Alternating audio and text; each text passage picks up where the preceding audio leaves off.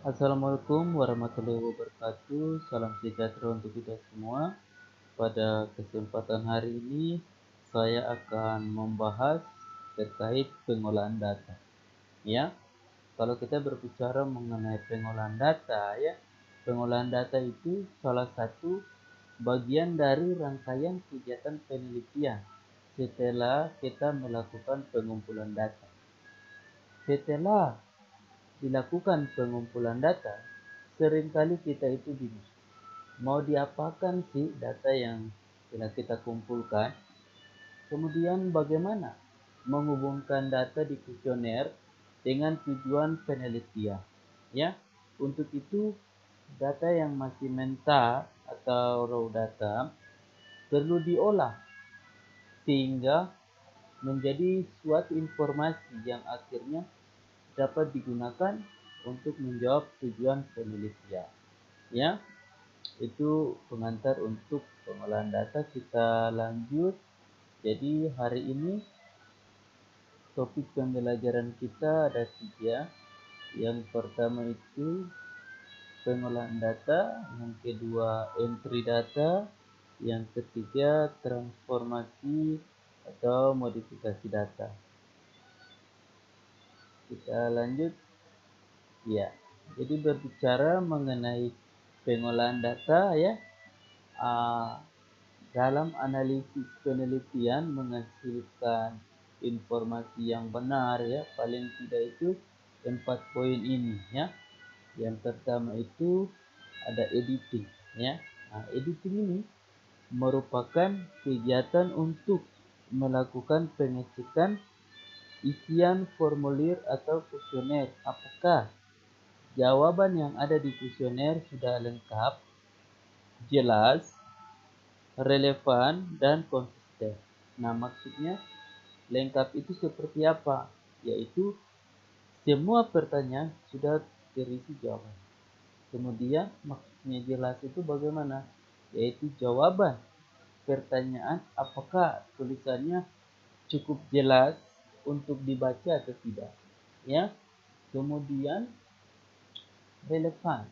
Nah, relevan itu artinya jawaban yang tertulis apakah relevan dengan pertanyaan atau tidak.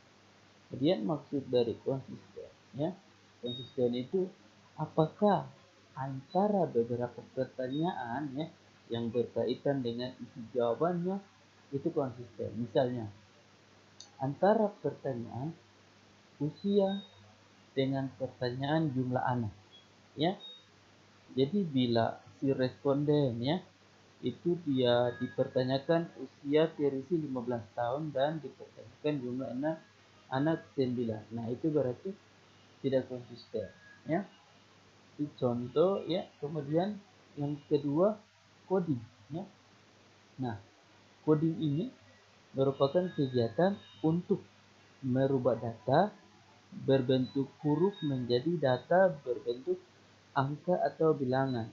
Kegunaan coding adalah mempermudah dan mempercepat analisis dan entry data. Saya kasih contoh misalnya. Saya akan membuat variabel pendidikan.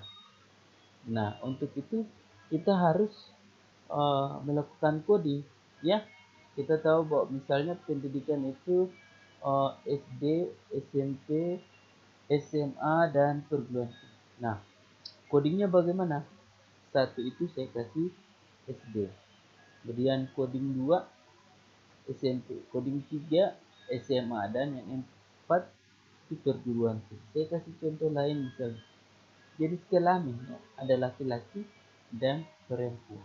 Nah, misalnya saya kasih coding 1 itu laki-laki dan 2 itu perempuan.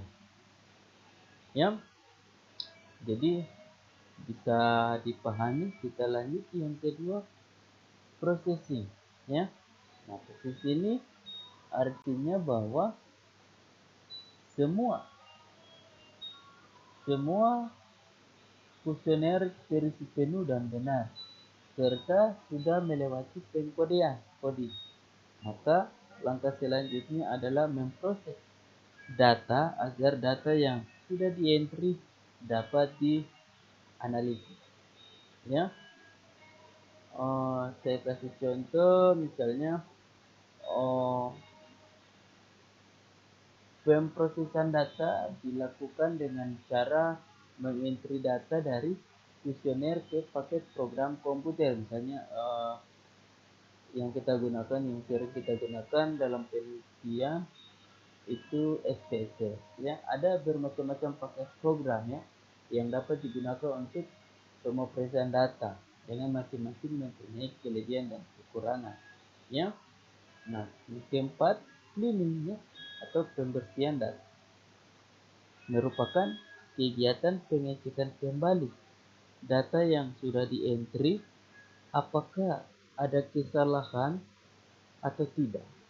Nah, misalnya saya kasih contoh ya, untuk variabel pendidikan tadi ya, ada data yang bernilai 7 misalnya. Nah, mestinya berdasarkan coding yang ada pendidikan kodenya ada 1 sampai 4 tadi, misalnya 1 SD, 2 SMP, 3 SMA, dan 4 perguruan tinggi. Saya kasih contoh lain misalnya. Dalam variabel status pernikahan ya, versi data 1 ya, misalnya belum menikah. Dan dalam variabel jumlah anak versi nilai.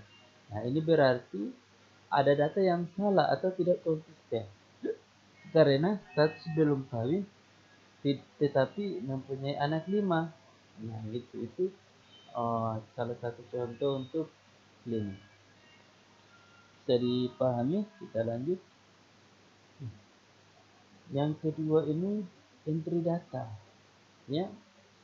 Nah, yang pertama ada 2 di sini pembahasan yaitu memanggil SPSS. Ya. Kemudian terdiri dari SPSS data editor dan SPSS output. Ya, nanti akan saya mempraktekkan secara langsungnya. Kemudian struktur dalam data di SPSS itu ada variabel dan juga kasus. Ya, misalnya variabel ada nama ya, umur, berat badan. Otomatis ada 2 orang, Anita ya, umurnya 23 tahun dan beratnya 40 kg. Dian Bambang ya, umurnya 25 dan berat badannya 56 kg. Ya, ini nanti akan saya pastikan bagaimana kita melakukan entry data ya, dari awal memanggil SPSS. Kemudian saya akan menjelaskan menu-menu yang ada di dalam aplikasi SPSS yang biasanya kita gunakan ya. Nah, kita lanjut ya. Yang ketiga, transformasi atau modifikasi data. Ya, jadi setelah semua data di entry, pada dasarnya kita dapat langsung melakukan analisis untuk mengetahui informasi yang diinginkan. Ya. Nah, namun seringkali data yang ada tidak semuanya dapat langsung dianalisis. Ya. Nah, beberapa data bisa jadi masih perlu dilakukan modifikasi atau transformasi. Misalnya, untuk keperluan analisis, kita harus mengelompokkan umur menjadi 3 kategori misalnya, yaitu yang pertama kurang dari 20 tahun, kemudian 20 sampai 35 tahun, dan lebih dari 35 tahun. Nah, kasus lain misalnya, kita akan membuat variabel baru hasil dari gabungan beberapa variabel, misalnya variabel sikap diukur oleh 10 pertanyaan atau variabel. Nah, maka kita harus melakukan aktivitas di SPSS untuk menggabungkan beberapa variabel tersebut. Ya. Nah, itu pembahasan terkait dengan pengolahan data. Setelah ini saya akan mempraktikkan secara langsung ya, bagaimana kita melakukan entry data dan juga memasukkannya di dalam SPSS ya. Nah, sekarang saya sudah membuka aplikasi SPSS ya.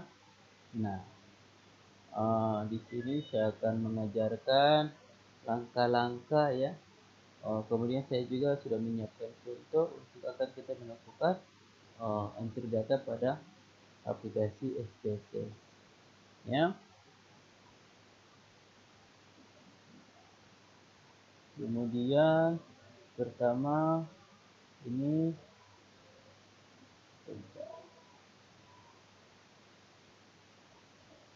ya. Nah, kita lihat ini adalah tampilan utama ya dari SPSS ya. Kemudian kita lihat ini ada data view, kemudian yang ini untuk variabel ya, yang ini. Nah, mohon disimak baik-baik karena saya akan menjelaskan saja ya. Untuk menu-menunya ini ada file, edit, view, data sampai dengan head. Nah, file ini ya, ini digunakan untuk membuat file baru atau data baru ya. Membuka file data yang telah tersimpan, misalnya kita telah membuat tabulasi data dalam aplikasi SPSS ya, atau membaca file dari program lain seperti database ya, Excel dan lain-lain. Nah, kemudian menu edit. Nah, ini digunakan untuk memodifikasi data ya, kemudian mengcopy ya, kemudian menghapus, mencari dan mengganti data. Kemudian yang view ini biasanya digunakan untuk tampilan misalnya fontnya ya, kemudian tampilan kode atau label. Kemudian data ini digunakan untuk membuat atau mendefinisikan nama variabel, kemudian menganalisa ya, sebagian data, menggabungkan data ya. Nah, kemudian transport. Nah, ini digunakan untuk transformasi atau memodifikasi data seperti pengelompokan variabel, pembuatan variabel baru dari perkalian atau perjumlahan variabel yang ada sebelumnya. Kemudian analyze. Nah, di sini kuncinya.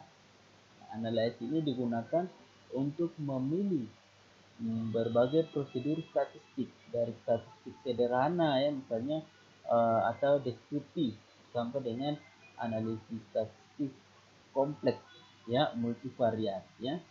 Nah, kemudian ada ini ada graph ya. Ini biasanya digunakan untuk membuat grafik ya, misalnya bar ya, di garis histogram, kemudian scatter plot. Kemudian ini ada analysis ya, digunakan untuk menampilkan berbagai informasi tentang file. Kemudian ada juga window ya, digunakan untuk berpindah-pindah antar jendela, misalnya dari jendela data ke jendela output ya. Kemudian help itu untuk membuat informasi bantuan bagaimana menggunakan berbagai fasilitas pada SPSS, biasanya juga add-ons dan juga direct marketing ya. Nah, sekarang kita akan melakukan memasukkan data, entry data ya, dapat langsung dilakukan pada data editor.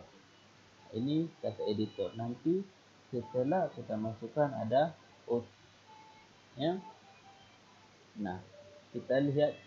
Nah, untuk baris ya, menunjukkan kasus responden.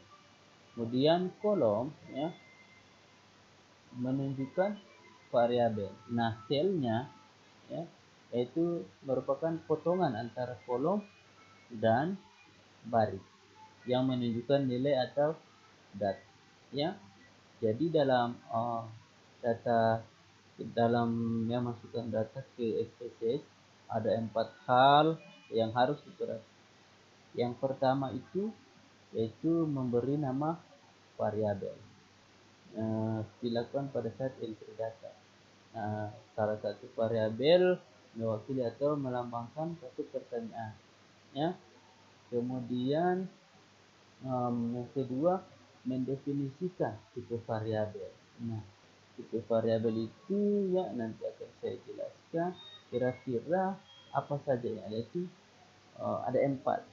Ada banyak sekali tipe-tipe variabel. Yang pertama itu numerik, untuk data berbentuk angka atau nomor, kemudian string ya, untuk data berbentuk huruf, kemudian date untuk data berbentuk data atau tanggal. Kemudian yang ketiga, mendefinisikan adanya desimal ya.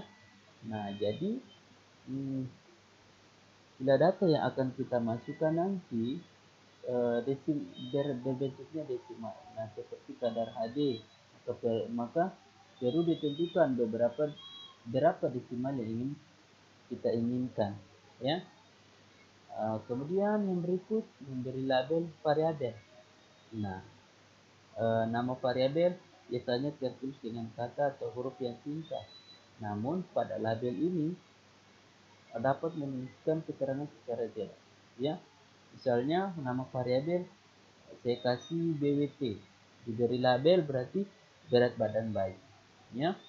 Kemudian yang berikut ada memberi value label. Nah, misalnya untuk variabel yang berbentuk coding ya, misalnya jenis kelamin ya, itu nanti kita beri value atau value labelnya itu misalnya 0 itu pria, kemudian 1 itu wanita. Nah, sekarang saya akan mempraktikkan kita melakukan entry data ya. Di sini saya sudah membuat tabulasi data ya. Di sini penelitiannya, hasil dari penelitian faktor-faktor yang berhubungan dengan perilaku menyusu eksklusif ya di Kota Ambon tahun 2021 ya. Untuk itu berikut ini instrumen yang digunakan dalam penelitian akan saya paparkan ya. Nah, ini instrumen yang digunakan dalam penelitian yang saya jadikan sebagai contoh ya. Nah, di sini ada 2, yaitu pola menyusui dan pertanyaan singkat ya. Nah, ini untuk nomor respondennya, berapa umur ibu ya dalam tahun, kemudian pendidikan ibu yang telah ditamatkan ada 4 ya, 1 SD, 2 SMP, 3 SMA, 4 perguruan tinggi. 3, apakah ibu bekerja? Jawabannya 0 itu bekerja, 1 tidak bekerja. Kemudian 4, berapa berat badan ibu ya dalam kilogram. Kemudian yang kelima, apakah ibu menyusui secara eksklusif? Artinya menyusui sampai bayi 4 bulan ya. Jawabannya kode 0, tidak, 1 itu ya. Kemudian ini 6, kadar HB ibu pengukuran pertama berapa, kemudian kadar HB ibu pengukuran kedua. Yang terakhir berat badan bayi ya dalam graf. Nah, ini pertanyaan sikap ya. Ada 4, yaitu bayi yang baru lahir sesegera mungkin diberi ASI ya. Yang 1 sangat tidak setuju, yang kedua tidak setuju, 3 kurang setuju, 4 setuju, 5 sangat setuju, sampai dengan pertanyaan nomor 4 ya. Ini sudah saya tabulasi ya. Ini saya lakukan dengan 15 responden ya. Ini yang pola menyusu ya, dari nomor variabel responden sampai di pertanyaan singkat. Nah, ini sudah saya lakukan tabulasi. Sekarang saya akan mengintri pada aplikasi SPSS ya. Nah, ini saya sudah membuka aplikasi SPSS-nya. Sekarang saya akan melakukan entry dari file yang ini ya. Yang ini yang sudah saya tabulasi ke dalam SPSS, yaitu ada nomor, umur, pendidikan ya, pendidikan, yang pekerjaan, berat badan ibu, eksklusif HB1 HB2 berat badan bayi, ya, segera kolostrum lahir sampai. Ini sudah saya buat nama-nama variabelnya, ya, langsung saja, ya. Yaitu pertama kita memberi atau membuat nama variabel, ya.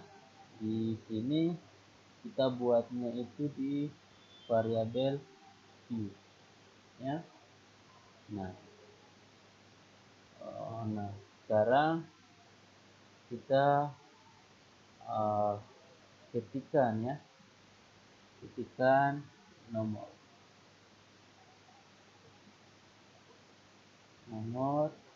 kemudian untuk tipenya itu karena dalam angka, ya, berarti kita buatnya itu string,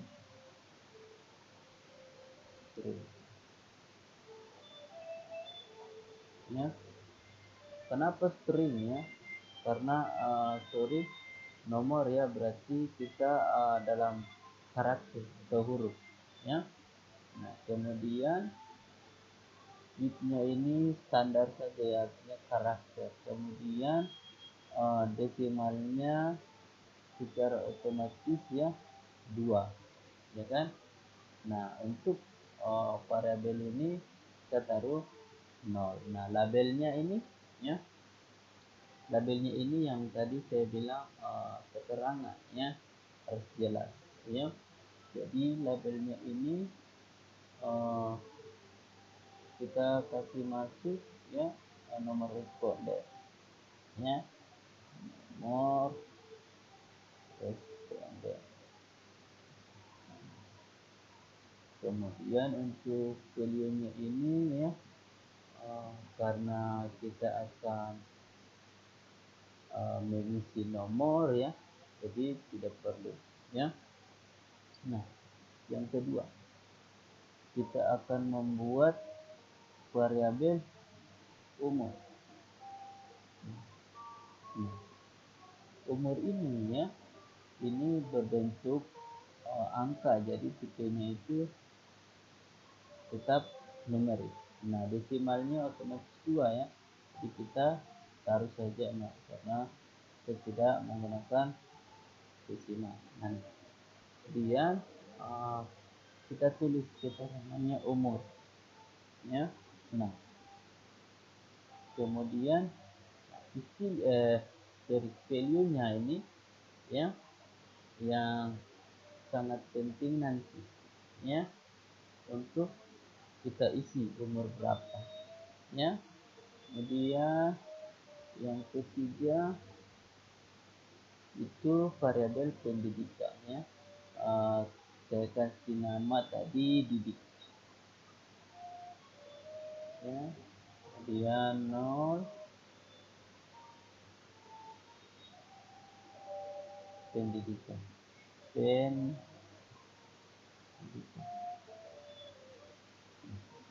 Di sini yang harus diperhatikan, ya, harus kita ubah, yaitu yang ini. Nah, pendidikan ada SD, SMP, SMA, PT. Kita isi di sini value-nya, ya, itu 1 SD, kita add, kedua SMP, ketiga SMA, 4 perguruan tinggi, kita oke. Nah, saya sudah membuat untuk pendidikan, ya. Nah, selanjutnya, ya, kita akan membuat untuk kerja, ya, variabel kerja. Jadi kerja itu dalam memory, ya, Kemudian kita tulis di sini ya, status pekerjaan ibu, status pekerjaan ibu. Kemudian di sini kita taruh ya, sudah tadi, yaitu 0 itu bekerja, 1 itu tidak bekerja. 0 itu bekerja, X, 1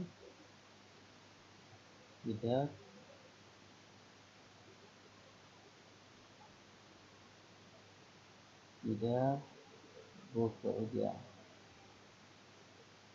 Sudah ya. Sekarang kita akan buat variabel berat badan ibu. Kita taruh BB, BB ibu ya.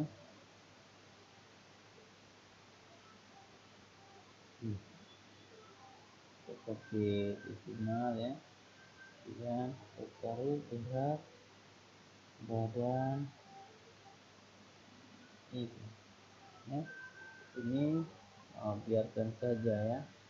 Kemudian berat badan, nanti taruh saja berat badannya berapa. Kemudian kita buat yang berikut. Apakah ibu mengisi secara eksklusif ya, atau mengisi sampai usia bayi 4 bulan. Ini ada kode 0 dan tidak. Kita taruh nama variabelnya itu eksklusif ya.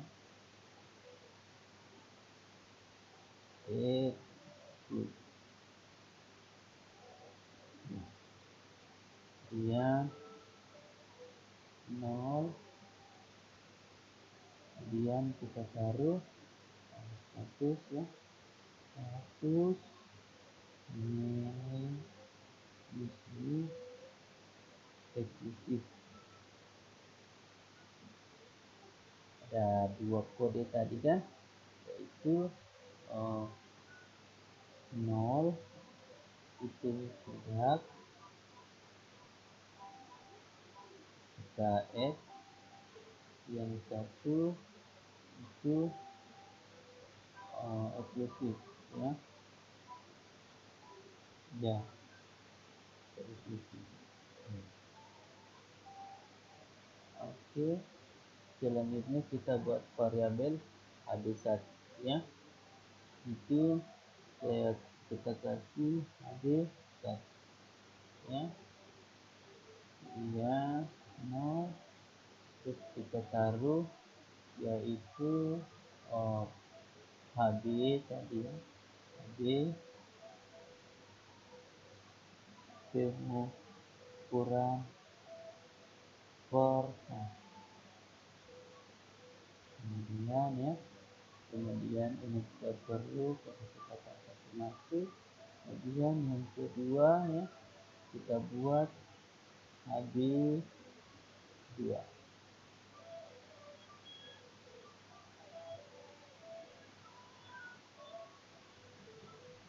HB pengukuran ya, kedua ya. Kemudian yang berikut ya, berat badan BB bayi ya. Ini nama-nama variabelnya seperti tadi di sini ya, yang sudah di sini dan juga yang sudah saya kasih tabel dan kode ya. BB bayi ya, dalam gram ya.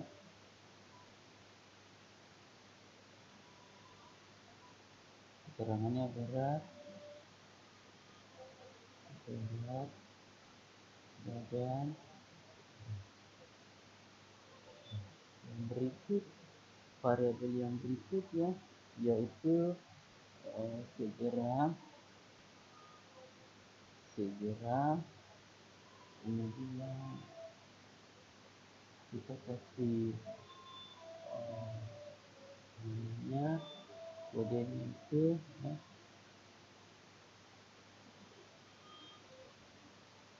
yaitu segera mungkin ya. diberikan asing. Kemudian ya Theodora diberikan asing dengan kemudian polos ya, polos itu untuk Pietro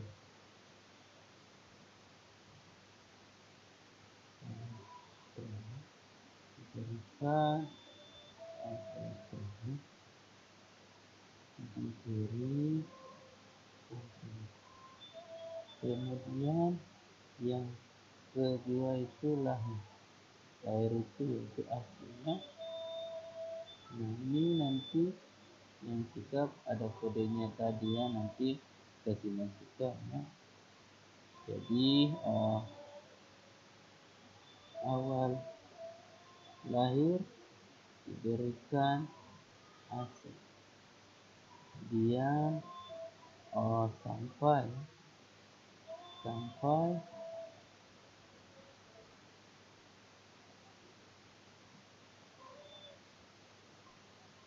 banyak desimalnya pasti 0 ya, kita sudah menggunakan desimal nanti ya. Ini diberikan sampai 2 tahun. Nah, ingat untuk yang sikap-sikap ini ya, ada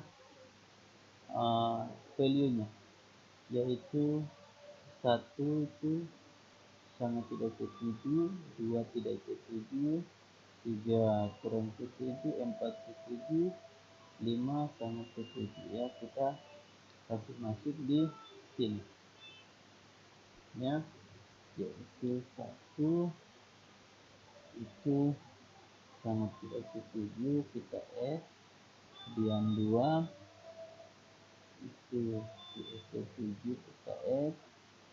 3 itu kurang setuju, kita S. 4 itu setuju, kita S. 5 itu sangat setuju ya, kita S. Nah,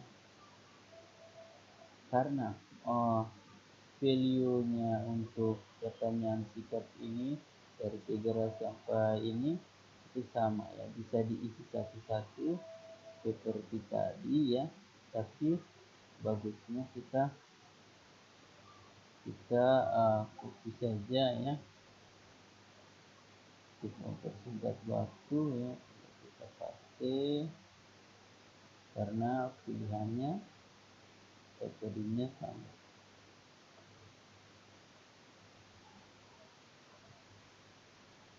Nah, kita akan buka dapat ini masih kosong ya. Nah, sekarang kita akan memindahkan atau mengisi ya yang sudah saya buat ini ya, bisa di copy saja ya, copy saja, bisa diisi manual ya, bisa diisi secara manual, kemudian bisa diisi dengan copy paste baik itu dari Word ya, maupun biasanya itu dari Excel ya. Karena 15 makanya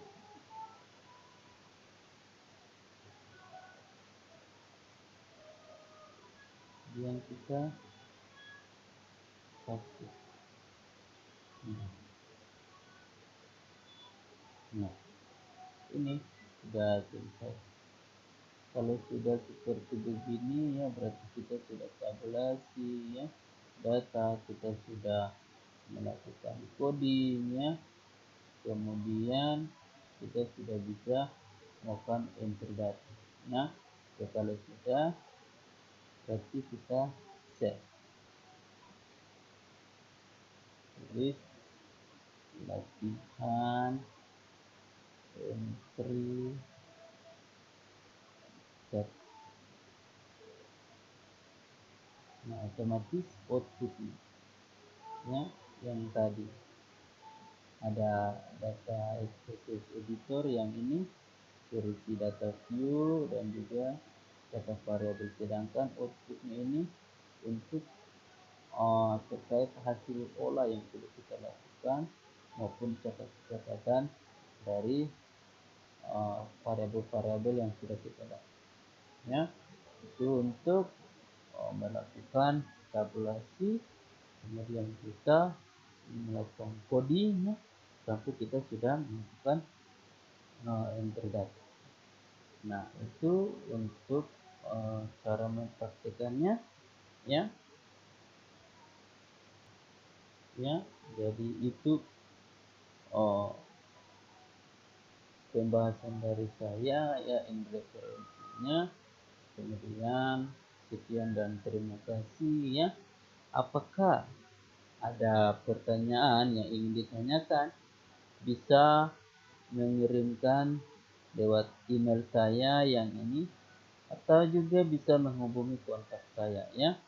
Jadi sekian dari saya terkait dengan pengolahan data dan juga cara mempraktekannya, ya, dari tabulasi, dari coding, dan juga kita sudah melakukan entry pada aplikasi SPSS, ya.